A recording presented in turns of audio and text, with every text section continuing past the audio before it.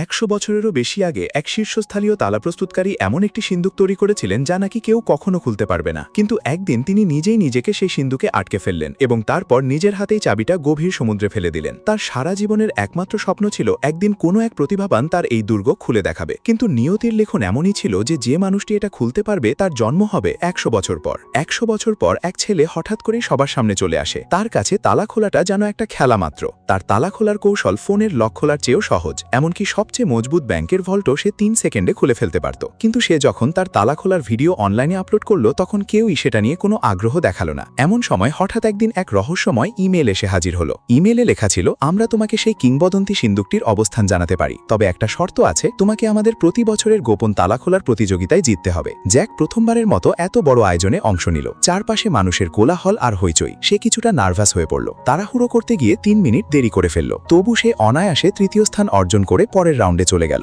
এতে তার মনে কিছুটা আত্মবিশ্বাস ফিরে এলো। এবার সে পূর্ণ আত্মবিশ্বাস নিয়ে দ্বিতীয় রাউন্ড শুরু করল। জোরালো সঙ্গীতের শব্দ তালার ভেতরের ধাতবংশের খুটখুট শব্দকে পুরোপুরি ঢেকে দিচ্ছিল। শব্দ শুনে তালা খোলার কোনো উপায়ই ছিল না। ঠিক তখনই জ্যাক লক্ষ্য করল তার পাশের একজন লোককে, যার উপর সেই সঙ্গীতের শব্দের কোনো প্রভাবই পড়ছিল না। দেখা গেল সে মাত্র 1 মিনিটেই অনায়াসে তালা খুলে সরাসরি ফাইনালে পৌঁছে গেল। জ্যাক ভালো করে লক্ষ্য করে দেখল লোকটি আর কেউ নয়, সে হলো জন, যে গত 10 বছর ধরে টানা তালা খোলা প্রতিযোগিতার চ্যাম্পিয়ন। অবশেষে শেষ রাউন্ডে এসে গেল। চূড়ান্ত পর্ব শুরু হলো। সময় মাত্র 2 মিনিট, আর তাদের সামনে রাখা আছে বিশ্বের সবচেয়ে কঠিন তালা বলে পরিচিত রাজকীয় তালা। জন তালার শব্দ মনোযোগ দিয়ে শোনার চেষ্টা করলো, কিন্তু দেখল তালার ভেতরে বসানো আছে একটি উচ্চ কম্পাঙ্কের যন্ত্র, যার কারণে কিছুই শোনা যাচ্ছিল না। তবে জনের আগে থেকেই প্রস্তুতি ছিল। দেখা গেল সে একটি শব্দবর্ধক যন্ত্র বের করলো, আর সবাই তা দেখে বিস্মিত হয়ে উঠল। এতে মনে হলো জনই জিতে যাবে, কিন্তু জ্যাক ছিল আশ্চর্য রকম শান্ত। দেখা গেল সে তার ডান হাতটি আলতোভাবে সিন্দুকের দরজায় রাখল। দর্শকদের কোলাহলপূর্ণ শব্দ সিন্দুকের গায়ে অত্যন্ত সূক্ষ্ম কম্পন তৈরি করছিল, আর জ্যাকের হাত সেই ক্ষীণ কম্পনগুলো অনুভব করতে পারছিল।